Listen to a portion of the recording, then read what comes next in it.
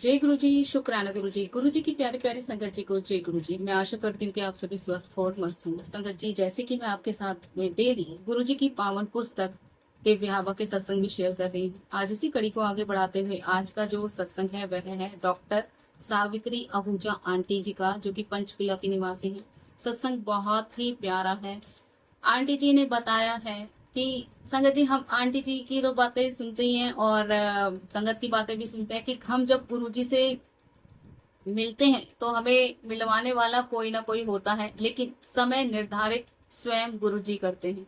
हम गुरु जी की आज्ञा के बिना उनसे मिल ही नहीं सकते, उनको जान ही नहीं सकते। कब क्या होना है सब कुछ गुरुजी पहले से ही निर्धारित करते हैं। तभी आप उनका स्वरूप देख पाते हैं, तभी आप उनके विषय में जान पाते हैं, तभी आप उनके बड़े मंदिर में जा पाते हैं और बाद में उनका स्वरूप आपके घर में विद्यमान हो जाता है। वो आपको समय के अनुसार आपको समय सीमा में करते हैं कि कब क्या होना है। आंटी जी के साथ भी ऐसा ही हुआ, उनको ले जाया गया। गुरुजी ने उन पर विशेष कृपा की, उनके बच्चों का विवाह करवाया। आंटी जी को मृत्यु के मुंह से बाहर निकाला, उनके पति को पदोन्नति दिलाई। और सबसे बड़ी बात कि गुरुजी ने इतना चमत्कार किया, इतना आशीर्वाद दिया आंटी जी को, उनके परिवार को, कि बिना पैसों के उनका घर कैसे बन गया, ये बड़ी अद्भुत घटना है। यही सब सुनने के लिए चैनल पर बने रहिए। चलिए ज्यादा समय न गवाते हुए, ओम नमः शिवाय, शिव जी सदा सहाय। ओम नमः शिवाय, गुरु जी सदा सहाय। जय गुरु जी। शुक्राना गुरु जी। जय जय गुरु जी।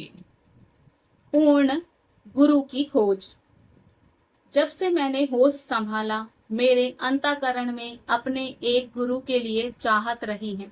यद्यपि मुझे गुरु की उपस्थिति का आभास था, मैं उन्हें देख नहीं पाई थी। कोई विपदा आने पर मैं उनको याद करती थी और मेरे बचपन से कोई दिव्य शक्ति सदा मेरी सहायता करती आई थी। गुरु जी के प्रथम दर्शन। मेरे पति और मैं चंडी मंदिर में रहते हैं। संयोग से ऐसा हुआ कि एक सैन्य अधिकारी की बेटी अस्वस्थ थी। मैंने उसे घर भेजने को कहा, जिससे मैं उसे देख सकूं। परीक्षण करने पर मैंने पाया कि उसे विषाणु जनित यकृत शोथ था। मैंने उसे औषधियां देकर घर भेज दिया। उसी दिन जब उसके पिता मुझे मिले और मैंने उनकी बेटी की अवस्था के बारे में प्रश्न किया, तो उन्होंने उत्तर दिया कि घर पर गुरुजी के आने के पश्चात से वह बिल्कुल स्वस्थ है। मैंने उनसे शिकायती लहजे में कहा कि उन्होंने कभी गुरुजी के बारे में नहीं बताया। विनती करी कि अगली बार जब भी गुरुजी आए तो मुझे अवश्य सूचना देना। उन्होंने सही किया। मैं जल्दी से उनके घर गई तो गुरुजी उनके कक्ष में बैठे हुए थे। उन्होंने मुझे तुरंत पहचान लिया और डॉक्टर साहिबा, डॉक्टर भगवान दास और लीलावती दी कुड़ी कहकर संबोधित किया। उन्होंने मेरे माता पिता के नाम भी बता दिए थे। मुझे ज्ञात हो गया कि वह ही मेरे गुरु हैं। मुझे अत्यधिक दिन उनके मंदिर में मुझे दीक्षा प्राप्त हुई। उसके बाद उनकी कृपा प्रभावित होने लगी। मुक्तिदाता। हम कई बार मृत्यु का ग्रास बनते बनते बचे हैं। गुरुजी से मिलने से पूर्व, जैसा मैं कह चुकी हूँ, मुझे गुरु की उपस्थिति का आभास था। एक बार श्रीनगर में जब मैं कार चला रही थी, सेना के एक अधिकारी की कार बिल्कुल सामने आ गई। मेरी गाड़ी जब रुकी तो इसका 1/4 भाग सड़क पर था, किंतु शेष 3/4 सड़क से बाहर हवा में लटक रहा था।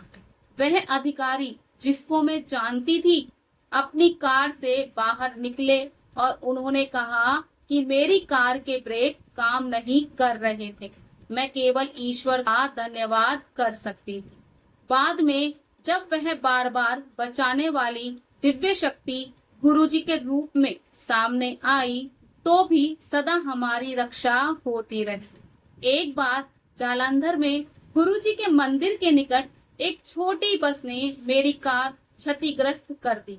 मंदिर पहुंचने पर गुरुजी द्वार पर खड़े हुए मिले और बोले कि बच गई।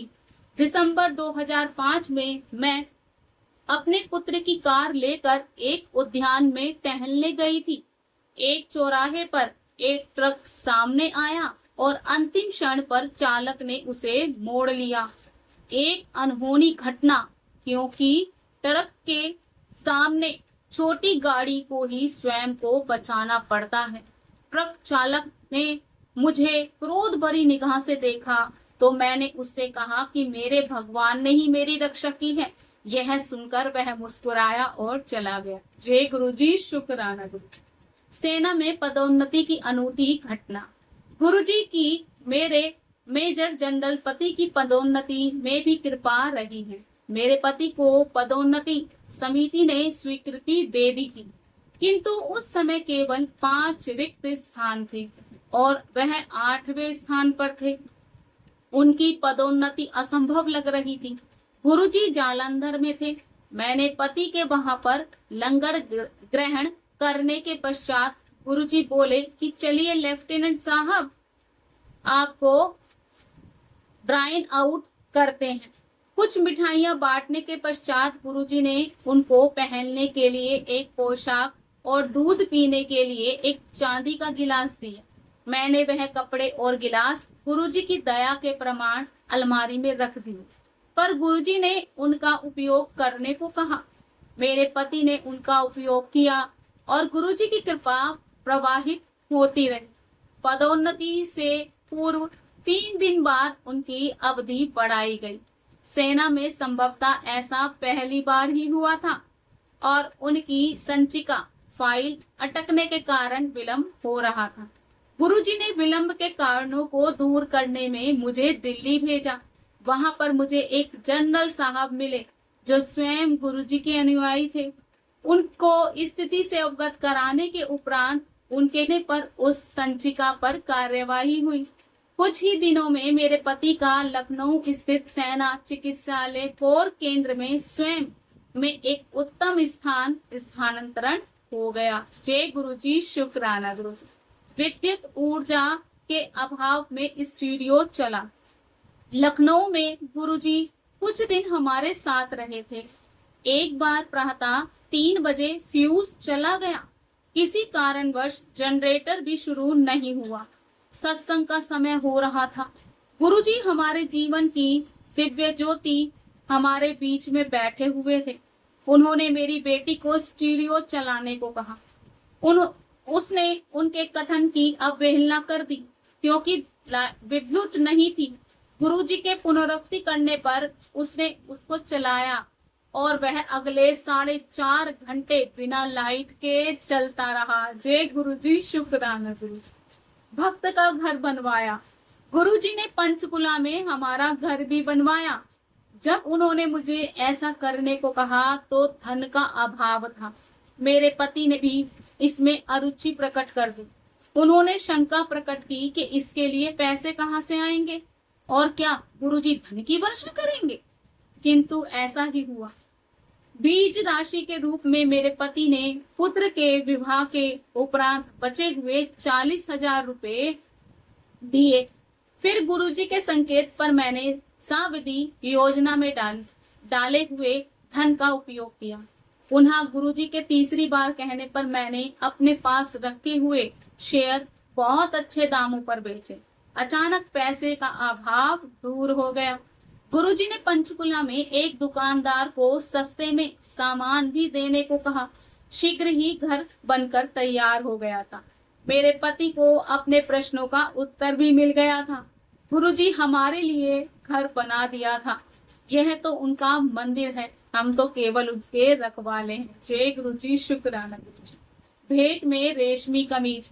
गुरुजी की कृपा से मेरे बच्चों की विवाह हुए।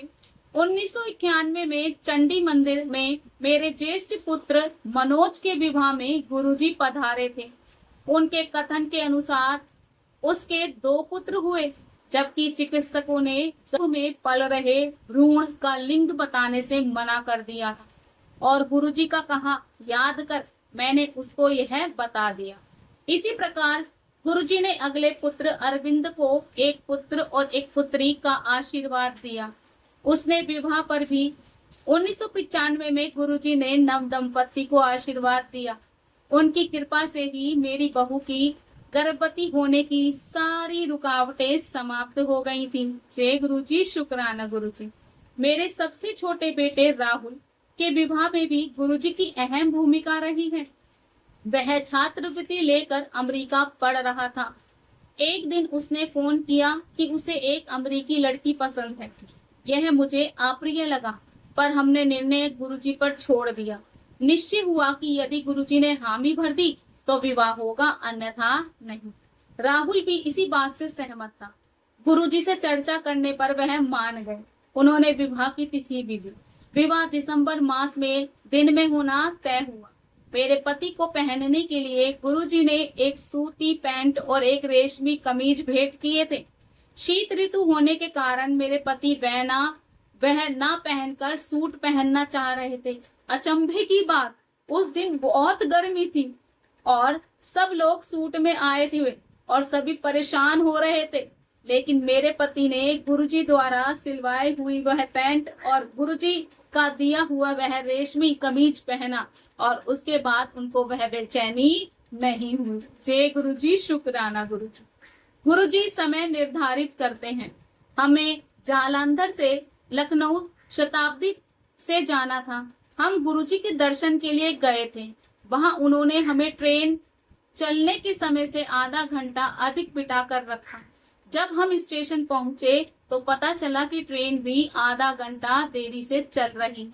इसी प्रकार एक बार हमें नोएडा से पंचकुला जाना था। हमें देर हो गई थी और घर से निकलते निकलते स्टेशन से शताब्दी के चलने का समय हो चला था। मेरे पति मार्ग में कहते रहे कि शताब्दी निकल गई होगी, पर कोई शक्ति खींचती हुई हमें स्टेशन तक ले गई। वहां पहुंचने पर हमारे शांतिपूर्वक ट्रेन में चढ़ने के बाद ही वह चली। मैंने इतनी तुच्छ बात से गुरुजी को याद नहीं किया था, किंतु वह स्वयं सबका ध्यान रखते हैं। जय गुरुजी, शुक्राना गुरुजी। चंडी मंदिर में एक बार अचानक मैं गुरुजी के पास प्रातः काल चली गई। मैंने सोचा था कि उनके दर्शन करने के बाद मैं सीधे अपने कार्य पर चली जाऊंगी। यद्यपि मुझे चिकित्सालय में 10:30 बजे तक होना चाहिए था। गुरुजी ने मुझे वहां 11 बजे तक बिठा कर रखा। मैं भी संयम से प्रतीक्षा करती रही। जब मैं चिकित्सालय पहुंची तो मुझे बताया गया कि कोई रोगी आया ही नहीं था, क्योंकि सेना की सब महिलाएं चंडी मंदिर गई हुई थी, जहां एक जनरल निरीक्षण हेतु आए हुए थे। जय गुरुजी, शुक्राना गुरुजी। दिव्य हस्तक्षेप। मेरे पति को गोल्फ खेलने में अत्यधिक रुचि है। उनके दाहिने घुटने में दर्द बना हुआ था। एक सहकर्मी ने एक्सरे करने के बाद देखा कि वहां की हड्डी पर एक अति बारीक दरार है, अतः उस पर प्लास्टर लगाने का सुझाव दिया। गुरुजी को बताए बिना मैंने उस प्रक्रिया के लिए मना कर दिया। गुरुजी ने अपना हाथ उनके घुटने पर फेरा और उनकी वेदना समाप्त हो गई। हम उनकी उपस्थिति से अति सौभाग्यशाली हैं। समस्त कठिनाइयों को समाप्त करने के लिए उस पूर्ण गुरु की एक निगाह ही पर्याप्त है। एक बार गुरुजी ने मुझे अपनी नाड़ी देखने को कहा तो उनका स्पंदन 40 प्रति मिनट आया। मैंने कहा यदि उनकी नाड़ी शून्य भी हुई तो कोई चिंता करने की बात नहीं है, क्योंकि मुझे ज्ञान है कि वह दिव्य रूप है और इस पृथ्वी की भौतिक परिभाषाएं उनके लिए अर्थविहीन है। जय गुरुजी, शुक्राना गुरुजी। बहुत ही प्यारा सत्संग था आंटी जी का। और कैसे अंकल जी, जो कि आंटी जी के पति बोल रहे थे कि घर कैसे बनेगा, क्या गुरुजी धन की वर्षा कर देंगे। तो इस तरह के संगत जी, हमारे भी मन में बहुत सारे प्रश्न होते हैं गुरुजी से जुड़ने से पहले। गुरुजी के साथ जब जुड़ जाते हैं ना, तब भी हमारे मन में बहुत सारी शंकाएं होती हैं, क्योंकि हम लोग इंसान हैं और हमारा मन जो है वो पापी है, मलिन है। हमारे साथ गुरु कितनी ही कृपा कर ले, लेकिन कहीं ना कहीं जब हमें परेशानी आती है तो हम गुरुजी को संदेह की नजर से देखने लग जाते हैं कि क्या करवा रहे हो गुरुजी, कुछ नहीं हो रहा। लेकिन जब वो हमारे को धक्का देते हैं ना कि देखो, अपनी आंखों से देखो, तब हमें पता चलता है कि हम कितने मूढ़ बुद्धि, निर्बुद्धि और बेवकूफ लोग हैं कि गुरु पर भी हम संशय करते हैं, क्योंकि हम विश्वास बड़ी जल्दी खो देते हैं। और गुरुजी हमसे कुछ नहीं चाहते, वो सिर्फ अपना अपना आशीर्वाद हमें देते हैं, चाहे हम उनके लिए कुछ करें या ना करें। हम क्या दे सकते हैं, वो तो सिर्फ हमसे हमारा पूर्ण समर्पण मांगते हैं, अपनी सच्ची आस्था बनाए रखने के लिए कहते हैं, और वो काम भी हमसे नहीं होते संगत जी। हम उनके वचनों को भी नहीं मानते, और कहीं ना कहीं थोड़ी परिस्थिति विपरीत हुई तो गुरुजी पर भी संदेह करने लग जाते हैं। तो बहुत सारी चीजें हैं, पूर्ण विश्वास और समर्पण ही सब कुछ है। तभी तो कहते हैं ना कि पत्थर में भी देव प्रकट हो जाते हैं। तो गुरुजी तो साक्षात स्वरूप में विद्यमान है, और हमें सिर्फ उनको अपना प्रेम, समर्पण और उनको धन्यवाद ही तो करना है। इसके अलावा वो हमसे कुछ और नहीं मांगते। संगत जी, मैं आपसे हाथ जोड़कर एक विनती करूंगी। जैसे आप शाम को डेली 5 बजे दिव्य आभा सुन रहे हैं, ऐसी सुबह 10:30 बजे गुरुजी 13 ब्लेसिंग इसी चैनल पर आपको गुरुजी का पावन ग्रंथ श्री शिव महापुराण उसके अध्याय सुनाए जा रहे हैं। आपसे विनती करती हूँ कि आप उसको भी सुने। जैसे प्रेम आपने अभी तक बनाए रखा, आगे भी बनाए रखिएगा। और जैसे गुरुजी की इच्छा, जैसे वो चैनल को ग्रो कर रहे हैं, करवा रहे हैं, मुझे नहीं पता, मुझे कुछ नहीं आता संगत जी। इवन मुझे लाइव आते समय तो कमेंट बॉक्स भी नहीं पता चलता कि कमेंट बॉक्स है कहाँ है इसमें। लेकिन फिर भी गुरुजी सब कुछ करवा रहे हैं, वो मेरा हाथ पकड़कर चला रहे हैं, मैं तो कभी सोचा भी नहीं था। और चलिए, क्या कह सकते हैं, सब गुरुजी की महिमा है, सब उन्हीं की लीला है, हमारा हाथ में कुछ नहीं है। जो वो कराते हैं हम उसी को करते चले जाते हैं। आज मैं अपनी वाणी को ही विराम दूंगी। जय गुरुजी, शुक्राना गुरुजी, जय जय गुरुजी।